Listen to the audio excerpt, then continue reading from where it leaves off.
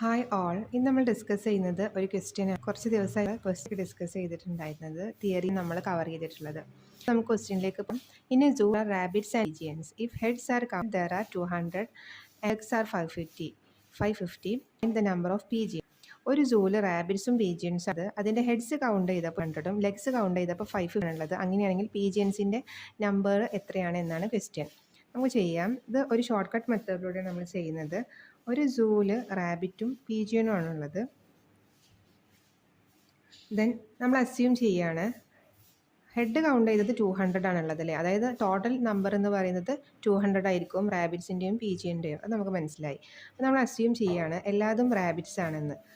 200 × 4. ഈ 4 എന്താണെന്ന് വെച്ചാൽ അതിൻ്റെ കാലുകളുടെ എണ്ണമാണ്. ലെഗ്സ്, അതായത് റാബിറ്റ്സിൻ്റെ കാലുകൾ 4 എണ്ണമാണ്. അപ്പോൾ 200 × 4 = 800. നമ്മൾ അസ്യൂം ചെയ്തു എല്ലാതും റാബിറ്റ്സ് ആണ് എന്ന് അസ്യൂം ചെയ്തു. നമ്മൾ വീണ്ടും പീജിയൻസിൻ്റെ കേസിൽ നമ്മൾ അസ്യൂം ചെയ്യാണ് എല്ലാതും പീജിയൻസ് ആണ്. അതായത് 200 × പീജിയൻസിന് തന്നെ പ്രാവില്ലേ, പ്രാവിന് എത്ര കാലുകളാണുള്ളത്? 2 അപ്പോൾ 200 × 2 = 400. എല്ലാതും റാബിറ്റ്സ് ആണെന്നും അസ്യൂം ചെയ്തു, എല്ലാതും പീജിയൻസ് ആണെന്നും അസ്യൂം ചെയ്തു. ദെൻ നമ്മൾ റിയൽ വാല്യൂ നമ്മൾ എഴുതിയാണ്.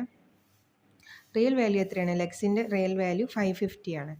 ദെൻ 550. ഇനി നമ്മൾ ചെയ്യേണ്ടത് ഇത് ലെസ് ചെയ്യുക. അതായത് 400-ൽ നിന്ന് 550 ലെസ് ചെയ്തിട്ട് ഇവിടെ എഴുതുക. അതായത് നമുക്ക് കിട്ടും 180 എന്ന് കിട്ടും. ദെൻ 800-ൽ നിന്ന് 580 ലെസ് ചെയ്തിട്ട് ഉള്ളത് ഇവിടെ എഴുതുക.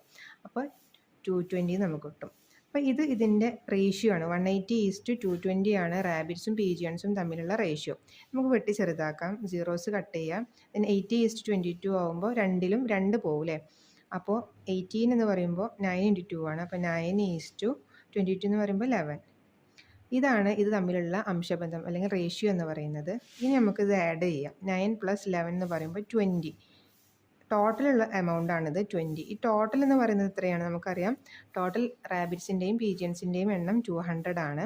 ദെൻ 20 × അതായത് 200/20 ചെയ്യുമ്പോൾ നമുക്ക് 10 കിട്ടും. അതായത് 20 × 10 ആണ് 200 എന്ന് പറയുന്നത്. അപ്പോൾ ഇതിൻ്റെ കോമൺ ഫാക്ടർ എന്ന് പറയുന്നത് 10 ആണ്. അപ്പോൾ ഈ 10 തന്നെ ആയിരിക്കും ഇവിടെ. ഇത് റാബിറ്റ്സും റാബിറ്റ്സിനാണ്, പീജിയൻസിനാണ്. അപ്പോൾ 9 11 റാബിറ്റ്സ് ആണ്. നമ്മളിത് ഈ കോമൺ ഫാക്ടർ വെച്ചിട്ട് മൾട്ടിപ്ലൈ ചെയ്യും. അതായത് 11 10 എത്രയാണ്? 110. 9 10 എത്രയാണ്? 90.